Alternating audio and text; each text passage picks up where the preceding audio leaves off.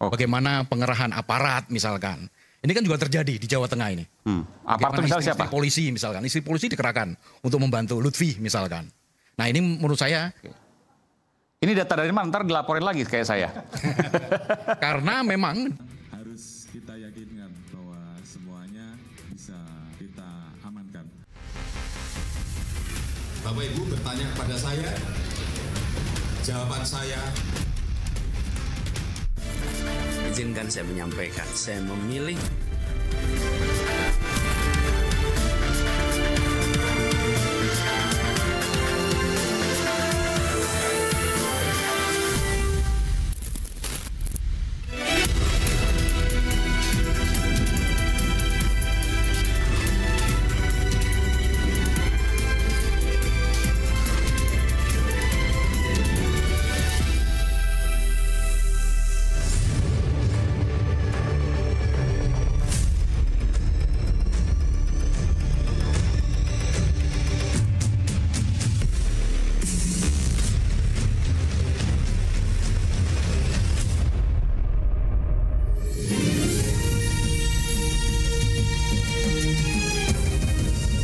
Disiarkan langsung dari studio MNC Conference Hall iNews Tower Jakarta. Inilah Rakyat Bersuara bersama Aiman Wicaksono.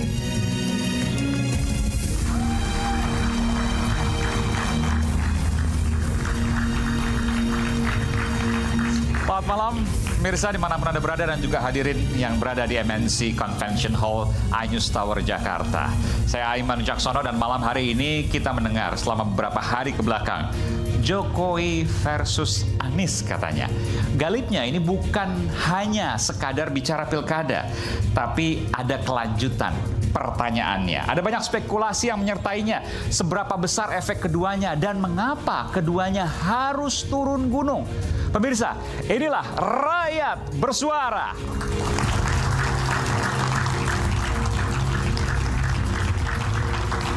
Dan malam hari ini saya sudah kedatangan tamu istimewa. Saya akan panggilkan satu persatu. Selamat datang Bung Geis Khalifah, sahabat Anies Baswedan.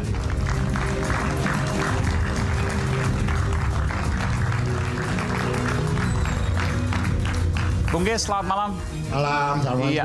Waalaikumsalam warahmatullahi wabarakatuh. Ini masa tenang, kita bukan bicara soal pilkada, tapi kita bicara soal endorse Anies versus Jokowi. Siap. Setuju ada istilah itu endorse Anies versus Jokowi? Saya kira bukan endorse ya. Bukan? Oh, Mas Anies nggak endorse itu? Bukan, maksudnya bukan dalam cuma kerangka endorse, tapi ini kesamaan ide tentang warga, maka Anies memberikan dukungan kepada Mas Pram dan Bang Dul. Jadi bukan sekedar endorse. Ini adalah sebuah perjuangan bersama. Oke. Baik, nanti kita akan lihat versusnya itu apakah benar atau enggak. Ini kita bicara bukan hanya, ini bukan soal pilkada sebenarnya, tapi bicara 5 tahun ke depan, 2029, benarkah? Nanti kita akan bicara soal itu. Siap. Baik, Bang Geis, makasih. Selamat malam. Selanjutnya ada Mbak Irma Huta Barat. Oke, nanti kita akan panggilkan. Lanjut kita ke Bung Adian Napitupulu, politisi PDI Perjuangan. Ini baru saja tiba, Bung Adian. Bung Adian sebelah sini nanti. Selamat malam, Bung Adian. Malam. Iya. Tiba-tiba kedua turun gunung, nanti kita berikan kesempatan pada Bung Adian untuk menyampaikan apa yang Bung Adian rasakan. Jokowi versus Anies, ada nggak sedikit yang mau disampaikan? Anies KTP-nya mana ya? Jakarta. Dia memilih Pramono Anung, nggak mengendorse. Dia memilih. Oke. Maksudnya kan kalau Pak Jokowi Solo kan? KTP-nya mana Pak Jokowi? Solo, Jawa Tengah. Dia endorse. Oke. Itu bedanya nanti ya? Bedanya ya. Oke. Oke. Kita lanjut ke Bung Andi Azwan, Wakil Ketua Umum Joman Prabowo 08. Iya. Bung Andi Azwan, selamat malam Bung Andi. Selamat malam. Iya. Jadi penting gitu ya, ada hari-hari terakhir ini luar biasa endorsement. Tapi katanya tadi bukan, ada endorse, ada memilih gitu ya. Tapi nggak usah sebutin calonnya, karena kasihan nanti yang nomor 2 kan kalau kita bicara Jakarta. Tapi ini kan bukan bicara soal Jakarta, jadi bicara soal Indonesia. Ya, kalau dibilang endorse, bukan endorse, total football. Total football, kenapa? Dukung penuh. Dukung penuh. Dukung penuh. Karena apa? Kesamaan, ya, kesamaan dalam hal yaitu adalah keyakinan dan pekerjaan keras. Oke, ini sesuai dengan Jokowi lah. Satu frekuensi lah. Satu gitu. frekuensi. Oke, baik. Baik, terima kasih Bung Andi. Tapi kita bukan bicara soal dukung-mendukung ya sekali, karena ini bukan bicara soal pilkada, ini bicara soal ada apa di baliknya. Oke. Dan selanjutnya adalah pengamat politik Bung Ari Junaidi. Bung Ari.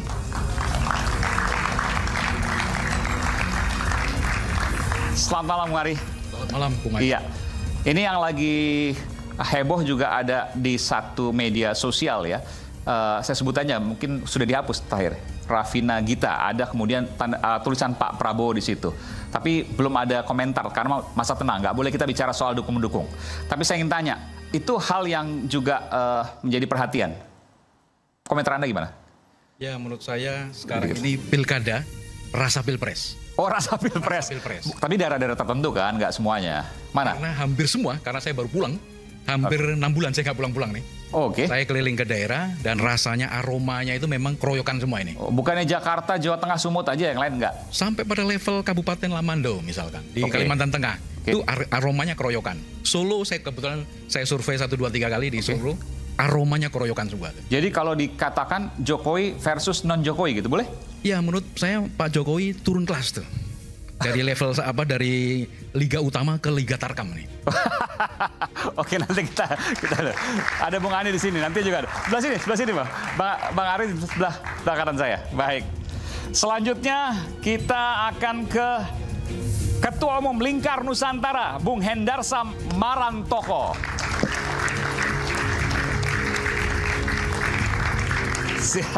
Tumben nggak banyak kantong sekarang. Oke, Bung Hendarsam, ini harus dijawab dulu nih tadi Bung Ari Junaidi. Pak Jokowi turun kelas dari Liga Nasional ke Tarkam. Tarkam itu apa? Antar kampung. Bola itu dikenal dalam istilah bola ya. Oke. Enggak juga lah sebenarnya ya. Susah saya menjawabnya kalau masalah itu. Ini kan masalah dari presiden misalnya. Ini masalah diksi, endorsement ke pilkada-pilkada. Ya, masalah diksi dan retorika saja. Bahwa endorse, dukung-mendukung itu memang ada selalu di tiap kontestasi pemilu kita. Di Pilpres juga seperti itu. Ya, Jadi tidak ada hal yang terlalu dipermasalahkan juga tentang masalah itu. Di 2019 ya kan, beberapa tokoh mendukung Prabowo Sandi, beberapa tokoh dan menteri. Itu biasa aja? Biasa. Walaupun presiden 2 periode? Nggak ada masalah. Nanti kita bisa baik. jelaskan tentang masalah itu. Oke, baik. Ya? Baik. KTP Solo, Jakarta nggak ada masalah, oke. Baik, Bung Hendarsam. Ada satu lagi sebenarnya, Bung Ray Rangkuti. Ia adalah Ketua Forum Lingkar Madani 5. Tapi nanti kita akan panggilkan karena masih dalam perjalanan. Baik, saya akan panggilkan nanti Mbak Irma Huta Barat karena masih juga dalam perjalanan, nanti akan menempati kursi di sana, sementara Bung Ray Rangkuti di sana. Baik, kita akan lanjut ke Bung Geis. Bung Geis, kalau tadi disampaikan bahwa tiba-tiba ada Anies Baswedan, Joko Widodo, ya, 2 sosok yang banyak simpatisannya, banyak pendukungnya, tiba-tiba kelihatan di hari-hari terakhir. Fenomena apa ini? Silakan. Tapi nggak usah sebut endorse di calon mana ya, karena masa tenang nih, nggak boleh. Gimana cara ceritanya kalau kagak? Iya kan udah tahu semuanya. Iya, maksudnya gini kan kenapa Anies tiba-tiba berada dukungan kepada Pram dan Dul. Oke. Ya kan? Itu begini. Ya, silakan. Anies itu setelah dia gagal menjadi gubernur, setelah penjegalan terhadap dia berhasil, dan pemufakatan jahat tanggal 19 Oktober itu dilangsungkan, lalu pada saat 27, 28, 29 proses berjalan, di tanggal 30 Agustus ada ratusan, bukan puluhan, bahkan ratusan warga dari Kampung Bayam, dari Kampung Akuarium, dari warga miskin kota datang ke rumah Anies. Oke. Pada saat itu. Dan hari itu menjadi hari bertangis-tangisannya mereka kepada Anies, yang mereka teriakan, "Pak, kami gelap, Pak. Pak, kami tak tahu lagi bagaimana nasib kami ke depan, Pak. Ya Allah, tolong kami." Mereka menangis meratap kepada Anies.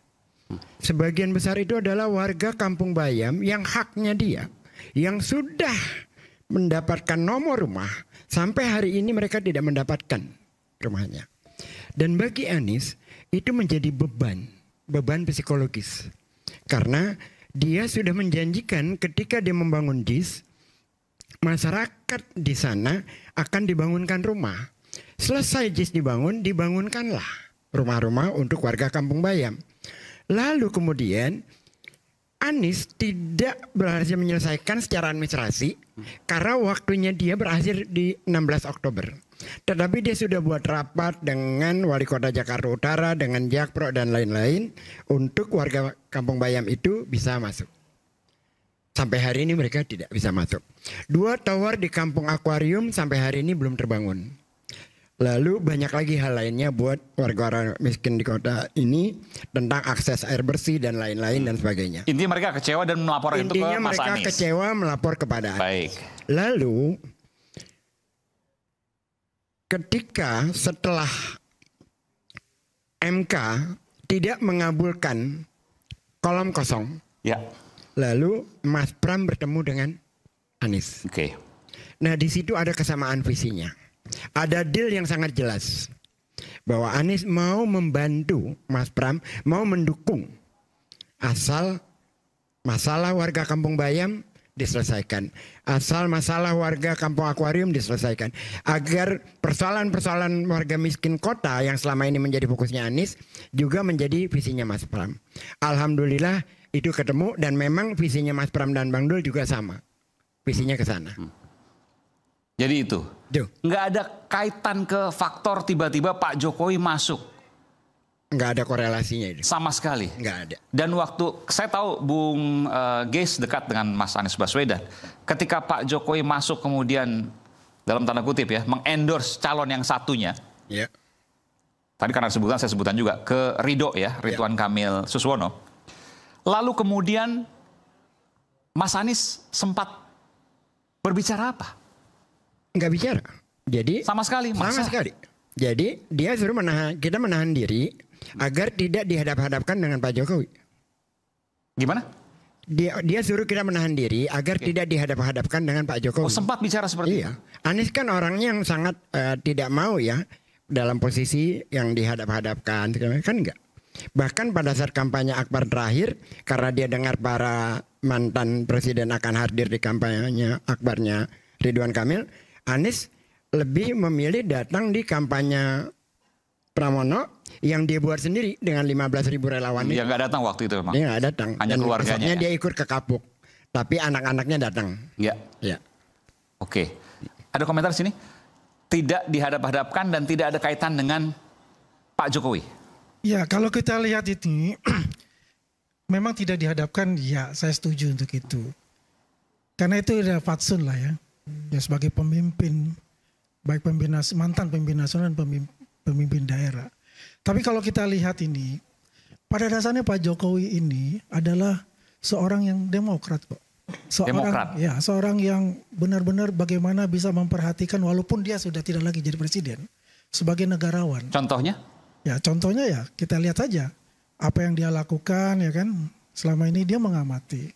Kalau masuk ke endorsement atau katakanlah mendukung.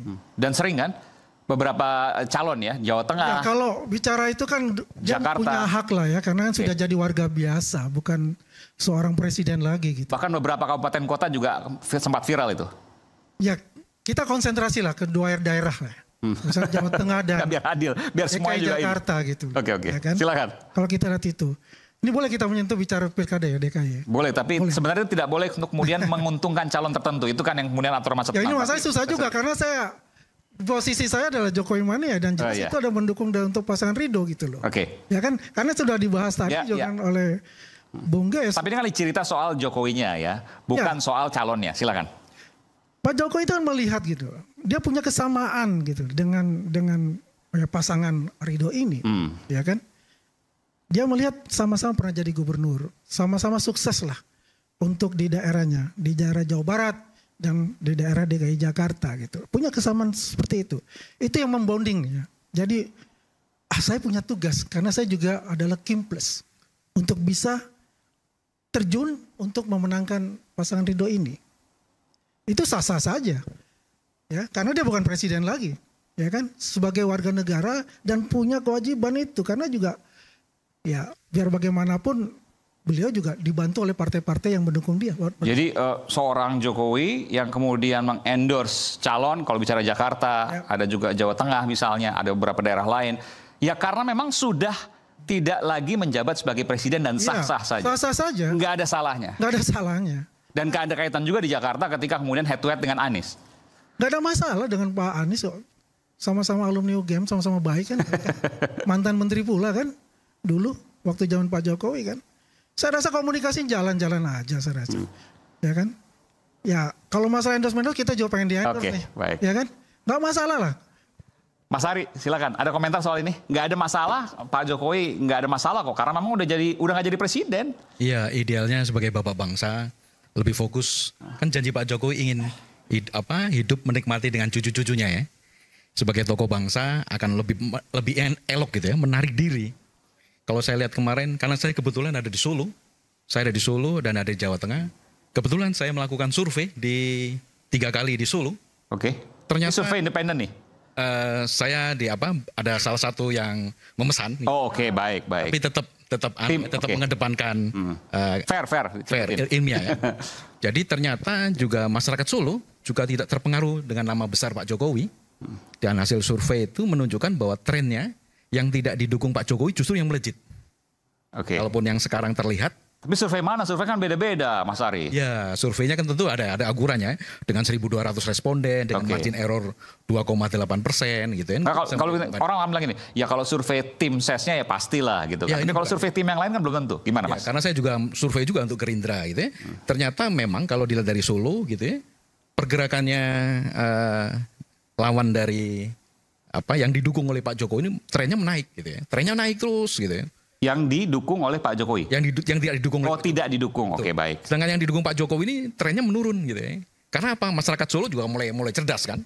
Siapa yang akan dipilih, siapa yang akan dilihat. Gitu. Ini tapi hanya di Solo maksudnya? Di Solo. Oke. Kebetulan saya juga survei di Semarang juga. Semarang. Dan memang trennya juga tidak seperti itu ya. Tidak selalu linear. Yang didukung Pak Jokowi akan melesat nggak juga. Tetapi memang saya melihat gitu ya. Ini suasananya beda dengan Pilpres. Suasananya beda dengan Pilpres. Masyarakat sudah bisa melihat gitu ya siapa calon yang dipilih. Bahkan saya lihat sampai detik terakhir ini tebus murah. Tebus murah itu misalkan telur 5 kilo. Sampai masa tenang ini? Iya, sebelum masa tenang di Pucang Sawit. Oh, sebelum masa tenang. Iya, sebelum masa tenang ini. Iya. Misalkan telur 5 kilogram ditebus dengan 5.000. Nah, itu dilakukan oleh yang orang di-endorse oleh Pak Jokowi misalkan. Nah, survei juga menemukan temuan-temuan seperti tadi. Misalkan beras itu harganya 15.000 misalkan, hanya ditebus 3.000 gitu. Jadi memang trennya memang sekarang walaupun serangan fajar tidak ada, tebus murah. Itu di Kalimantan Tengah juga sama nih. Dalam tanda kutip gaya-gaya Pilpres lalu kan? Gaya Pilpres lalu, tapi sekarang dengan modus pasar murah. Oke. Di Kalimantan Tengah juga sama. Kebetulan Kimples pecah. Kimples pecah, cuma Gerindra ini dengan dibantu partai lain dengan melakukan modus pasar murah juga. Harganya 175.000 malah tidak dibayar. 20.000 dibayar oleh Pak Gubernur Sugianto Sabran, kebetulan dari Gerindra kan. Nah ini yang menjadi ketakutan warga tentang bahwa pemilu kali ini apakah aromanya walaupun tidak seperti Pilpres, tetapi nuansa-nuansa tebus murah ini yang sekarang menjadi modus di pilkada. Anda menilai bahwa sekarang ini suasananya nggak beda jauh dengan Pilpres? Iya, walaupun skalanya lebih rendah ya. Skala lebih rendah itu karena tersegmentasi dalam daerah-daerah. Ada gubernur, ada kabupaten misalkan. Jadi bakal besok ini tentu hasilnya jauh apa dekat dengan hasil-hasil survei? Saya rasa dekat dengan survei. Dekat dengan survei. Meskipun survei juga dekat antara satu calon dengan calon yang lain kan? Ya, sebetulnya marginnya nggak begitu banyak. Kebetulan saya juga terlibat di Jawa Tengah ya. Jawa Tengah saya melihat bagaimana massa di bawah itu juga luar biasa. Begitu ketatnya ya. Bagaimana pengerahan aparat misalkan. Ini kan juga terjadi di Jawa Tengah ini. Aparat misalnya siapa? Istri polisi misalkan. Istri polisi dikerahkan untuk membantu Lutfi misalkan. Nah ini menurut saya. Ini data dari mana? Ntar dilaporin lagi kayak saya. Karena memang temuan-temuan di masyarakat seperti itu. Dan hasil survei juga. Oh ini informasi dari masyarakat? Ya teman-teman di lapangan. Oke. Baik. Ini udah pinggir-pinggir jurang bicaranya. Tapi kita akan lanjutkan selepas jeda. Sebelum jeda saya akan panggil dulu Inang Irma Huta Barat. Kita berikan tepuk tangan. Inang Irma Huta Barat, politisi Partai Solidaritas Indonesia. Inang, apa kabar?